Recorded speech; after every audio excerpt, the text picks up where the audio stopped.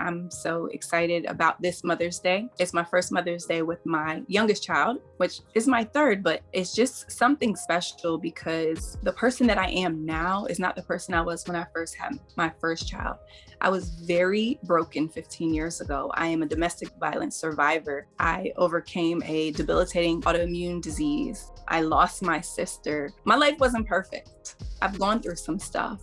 Hi, my name is Shina. I am the founder of Be Light Holistic Healing. I am a mommy blogger. I consider myself a mompreneur, spiritual alchemist, if you will. I do energy work. I do past life regressions. I'm a Reiki master. My purpose is just to heal by living my full and joyous life as my authentic self. I also mother that way. So I think it's really important for me to exist in a space where I'm honest. I'm honest about who I am and what I stand for.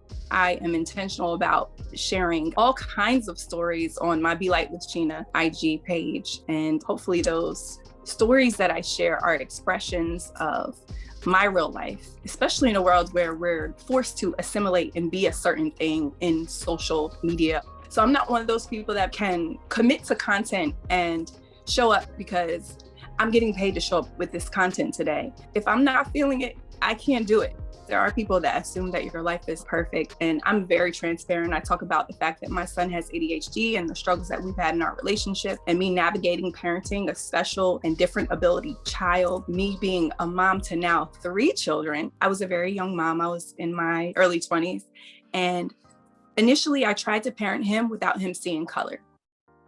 And I noticed we would show up in these spaces and we would show up at doctor's appointments, and the doctors would assume that we had Medicaid and we were on assistance, and they would assume, where's the dad? And you always felt like someone was reading you. Children are innocent, so they don't really see it. But I'm like, how can I raise my son not to see color, but people see his color? So I would be doing him a disservice by not teaching him to see himself in his fullness. Like, I was striving for that kumbaya kind of, oh, we're all human, the human race. But at the end of the day, we are Black.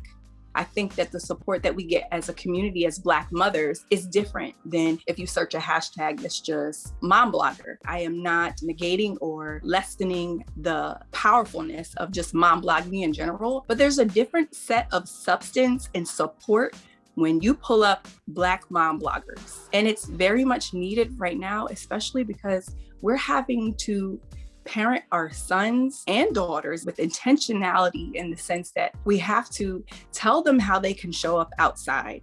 We have to tell them how they can play at the park so they're not playing with air guns and looking like they're holding something, because there's no discrimination with, okay, he's only 12, he may be playing.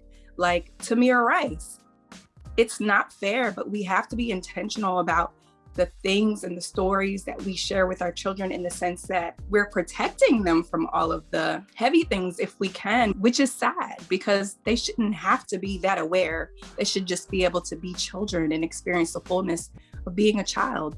I definitely think that it's important that we share some of those things in the blogging atmosphere with each other as Black moms, because you might not get that. You might live in a suburban area that, let's be real, where it's 80% white and 20% other. Like, Black could be the minority. That's where I grew up. I was very much a minority.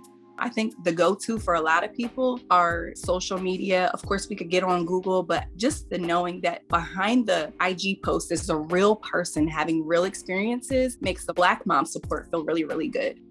We have highs, we have lows, and we have everything in between. And I feel like we wouldn't appreciate joy without pain. We wouldn't appreciate sunshine without rain. That goes with mommyhood and being whole and healed. It's like we have these moments where we're like, wow, this is good. I've worked through some of my stuff.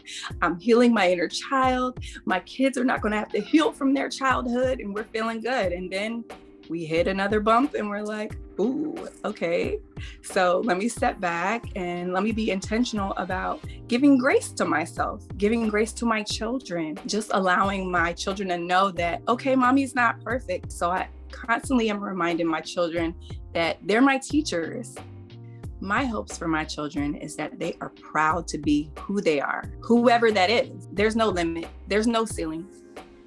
There's none.